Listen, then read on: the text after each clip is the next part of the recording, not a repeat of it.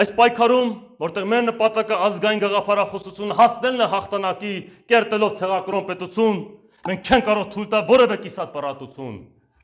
Պետք է հստակ գիտակցել ճշմարտությունը եւ մենք ամբողջ սրտով ու հոգով նվիրվել այդ ուղուն, մինչեւ մենք հասնենք մեր նպատակին եւ կատարենք մեր պատմական առաքելությունը։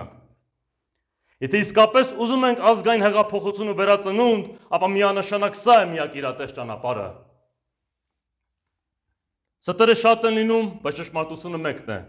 Մենք վստահ ենք, որ ճիշտ ուղու վրա ենք, որովհետև այս պայքարը չենք շարունակի, եթե այլ կարծիք ունենայինք։ Քանակապես մեծ կուսակցությունները իրենց անթիվ փողերով ու անհոգի անդամներով մեզ չեն վախեցնում, քանի որ դրանք մի օր ներսից պայթելու են, ինչպես ուռչած փուչիկը, որը կպայթի մի փոքրիկ աստղի հպումից։